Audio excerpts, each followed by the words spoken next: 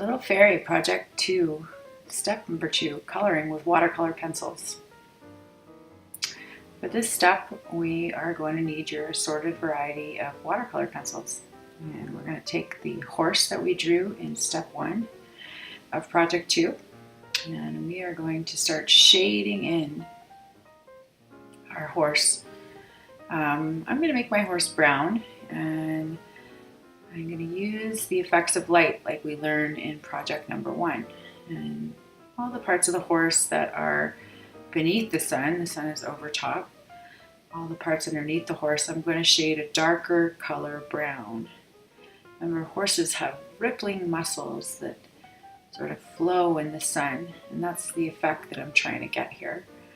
And I'm outlining the horse in brown, outlining his head, I'm cutting in for his mouth there. And remember, they have nostrils and little kind of triangular pointing ears. And there's this beautiful mane. I think my horse is going to be a boy. I'm connecting the brown, kind of outlining my pencil in dark brown. Remember, this is watercolor pencil, so we're going to use water in the next step to make it look more like paint. Right now I just want to shade it in the areas that are away from the sun to really give my horse some dimension like we learned in project 1, only applied to something that's kind of more real life.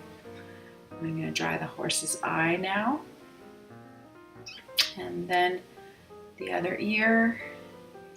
I'm going to put the brown down, and I'm going to highlight with some black to sort of emphasize the parts that are really away from the sun. Underneath the horse is fully shadowed, and those back hoofs there, his mane and his tail are going to be black hair. And I'm going to give some accents in those parts that are hiding from the sun. For that next, it's important for the next step, painting. Now I'm going to take some brown and just sort of lightly color the outside, very gently. Remember the difference between pressing hard with your pencil and lightly. And when the sun is shining on certain objects, sometimes you can even see a hint of yellow. Just as like a reflection of the sun in the objects. When a beautiful horse is running through a field, sometimes you can see the sun glistening off of its coat, and that's what adding that little bit of yellow with a watercolor pencil is. And now I'm going to give that horse some green grass to graze on. I kind of make my grass a little crazy there. Some of it's long, like it's one of the wild Mustangs that we sometimes see when we're driving to Reno along the 395.